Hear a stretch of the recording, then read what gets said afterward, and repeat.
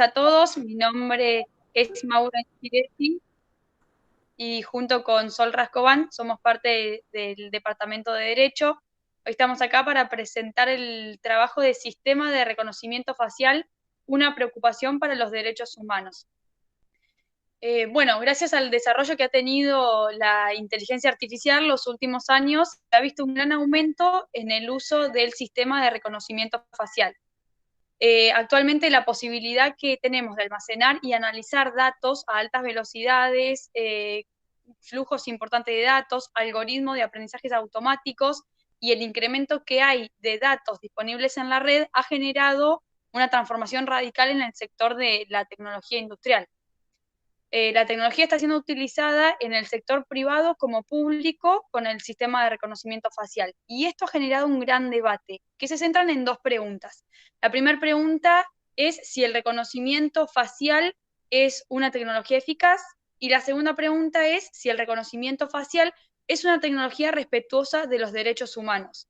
Nosotros nos vamos a centrar en la segunda de las preguntas, pero pusimos las dos porque las dos analizan la legitimidad del uso del reconocimiento facial como un método de control de identidad. Actualmente tenemos distintos mecanismos de control de identidad. Podemos encontrar, por ejemplo, los métodos que son mediante los atributos, como nombre, número de cuentas bancarias, número de seguridad social. Otro método son los datos biográficos, como la dirección, la profesión, la educación de las personas. Y otro tercer método son mediante los datos biométricos. Acá encontramos las fotografías, las huellas digitales. También ejemplos que podemos nombrar son nuestros documentos nacional de identidad o la licencia de conducir. Y es este método el que utiliza el sistema de reconocimiento facial. Se basa en datos biométricos. Hasta acá parecería que no debería originar demasiadas preocupaciones el sistema de reconocimiento facial porque solo sería un nuevo método que tenemos para el control de identidad mediante los datos biométricos. El problema o el cambio radical que encontramos es que cuando se activa un sistema de reconocimiento facial utiliza justamente imágenes faciales. Y esas imágenes faciales, para ser captadas, no requieren una distancia estrecha con la persona que es captada, no tiene mayor dificultad, no tiene una participación activa la persona con la cámara. Entonces, estas cosas hacen que el sistema de reconocimiento facial funcione sin la cooperación, sin el consentimiento y hasta incluso sin el conocimiento del individuo que es captado. Y es acá donde empezamos a analizar la legitimidad de estos sistemas. ¿Cómo funciona o cuáles son los elementos? Es una tecnología que permite, mediante el uso de inteligencia artificial, la identificación única de un individuo.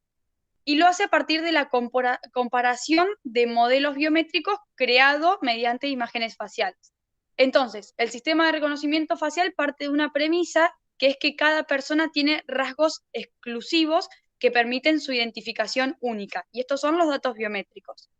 Estos datos biométricos tienen dos características, o pueden ser físicos y fisiológicos, como huellas dactilares, reconocimiento de iris, geometría de la mano, por ejemplo, o pueden ser conductuales, como reconocimiento de voz, reconocimiento de escritura.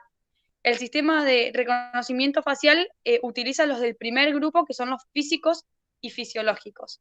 Entonces, mediante estos datos, esta tecnología puede realizar distintas tareas con distintos propósitos. Los que vamos a analizar son tres. Vemos la verificación, la identificación y la categorización. El sistema de verificación es un sistema que lo que hace es comparar uno a uno. Verifica la identidad de una persona y compara dos modelos biométricos que se presumen. Entonces, al comparar los dos, se fijan si los dos modelos biométricos pertenecen a la misma persona. Este sistema de verificación no requiere que los datos biométricos sean conservados en una base de datos. Son los que, por ejemplo, se ven utilizados en los aeropuertos. La identificación es otro sistema que lo que hace es comparar uno a muchos. Entonces, en esta comparación de uno a muchos de modelos biométricos, se fija si una determinada persona está o no dentro de una base de datos. Como tiene que haber una base de datos, hay información que se llama galería, esta base de datos, y puede ser una identificación cerrada cuando se busca si la persona está dentro de esa base de datos, o una identificación abierta cuando no se sabe si esa persona está o no está dentro de esa base de datos. Y después tenemos el método de categorización, que se diferencia bastante con los otros dos métodos, porque lo que hace es buscar o determinar reconocimientos biométricos para identificar si un individuo pertenece o no a un grupo social específico. No necesariamente individualiza a una persona, sino que se fija si está dentro o no de un grupo social. Esto lo que hace es un análisis facial y logra extraer información sobre una persona partiendo de sus rasgos exclusivos biométricos. Esto es una introducción de cómo funciona y ahora los dejo con Sol, que es quien les va a explicar cuál es el impacto del sistema de reconocimiento facial sobre los derechos humanos. Muchas gracias, Mauren. Bueno, buenas tardes a todos. Mi nombre es Sol Rascobán y como bien señaló Mauren, el objeto de nuestro trabajo fue analizar cuál era el impacto de los sistemas de reconocimiento facial sobre los derechos humanos. Esto significa que en nuestro trabajo nosotros nos centramos en analizar no lo relativo a la eficacia del funcionamiento de los sistemas de reconocimiento facial, relativo a las cuestiones técnicas o al desarrollo tecnológico de los mismos, sino que lo importante o lo que se centra en nuestro trabajo fue en pensar un sistema de reconocimiento facial que funciona de forma eficaz, donde todas las cuestiones tecnológicas, ambientales y computacionales funcionan a la perfección y aún así existirían ciertas preocupaciones o cuestionamientos sobre la afectación a los derechos de las personas. Aceptando esto, nos centramos en aquellas críticas que se hacen desde un paradigma respetuoso de los derechos humanos hacia los sistemas de reconocimiento facial. En un primer lugar, lo que hicimos fue analizar la relación que existe entre los sistemas de reconocimiento facial y el derecho a la privacidad y a la protección de datos.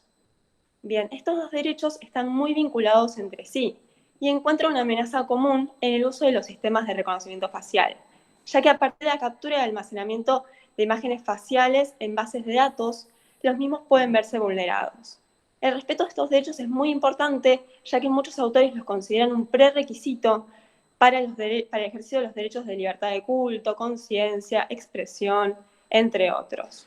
Ahora bien, es aceptado que los derechos no son absolutos, pero eso no quita que frente a cualquier pretensión de limitarlos, los estados deben pasar ellos mismos o garantizar que terceros pasen un test de legalidad, necesidad y proporcionalidad. Cualquier limitación a los mismos, entonces, debe cumplir con los siguientes estándares. En primer lugar, de legalidad, equidad y transparencia. En un segundo lugar, tienen que propender a un fin legítimo en la sociedad democrática, específico y explícito. Y en un tercer lugar, tienen que cumplir con ciertos requerimientos respecto de los datos utilizados, que son la minimalización, precisión, limitación temporal del almacenamiento, seguridad y rendición de cuentas. Por otro lado, analizamos la relación que existe entre los sistemas de reconocimiento facial y el principio de no discriminación. Bien, nosotros vamos a calificar una acción o situación como discriminatoria cuando una persona se encuentra tratada desfavorablemente frente a otra que está en condiciones iguales y posee características relevantes que son similares. Ahora bien, la discriminación en las decisiones tomadas con base en las recomendaciones hechas por sistemas de inteligencia artificial suele ocurrir por la existencia de sesgos, los cuales suelen presentarse tanto en el diseño como en la implementación de estos sistemas. Una importante causa de discriminación es la falta de calidad y diversidad en los datos utilizados para entrenar el sistema de inteligencia artificial, lo que suele generar efectos adversos a grupos minoritarios. Ahora bien, es importante romper con esta idea de que la tecnología es neutral, ya que, por el contrario, debemos aceptar que la intervención humana en el proceso del diseño y implementación de los sistemas de reconocimiento facial inculca sus sesgos y demás cuestiones. La desigualdad en el trato puede estar justificada de todos modos, pero solo si persigue un fin legítimo y supera este test de necesidad y proporcionalidad. En un tercer lugar, y finalmente, quisimos analizar la relación que existe entre los sistemas de reconocimiento facial y el derecho a la libertad de expresión, reunión y asociación. Ahora bien, el uso de cámaras instaladas en espacios públicos que usan sistemas de reconocimiento facial automáticos y en vivos amenazan considerablemente la libertad de expresión, reunión y asociación de las personas. Saber que existe una vigilancia constante y permanente sobre las personas nos va a producir cierto temor que puede generar modificaciones voluntarias o involuntarias en nuestro comportamiento. Este tipo de vigilancia de control desalienta, por ejemplo, las manifestaciones públicas, atentando contra la participación ciudadana. Frente a esto, es necesario que exista una legislación clara, donde se limite el poder estatal y privado en el uso de estas tecnologías. Solamente mediante un fin legítimo, específico y explícito, con publicidad sobre el uso de datos y la ubicación de estos sistemas, con procesos con control ciudadano y con rendición de cuentas, es posible que la aplicación de los sistemas de reconocimiento facial automáticos en vivo no afecten los derechos de las personas. Ahora bien, a modo de conclusión, podemos afirmar que resulta necesario, tanto para el uso público como privado de estas tecnologías, que exista un marco legal claro, que se pretendan fines legítimos, específicos y explícitos, y que su implementación supere un test serio de necesidad y proporcionalidad. Solo así será posible el uso de sistemas de reconocimiento facial de manera respetuosa con los derechos humanos y conforme con los principios democráticos que rigen nuestras sociedades. Los esperamos en el encuentro de docentes, investigadores y estudiantes de Derecho y Tecnología para que nos realicen todas las preguntas que tengan sobre el tema. Muchísimas gracias.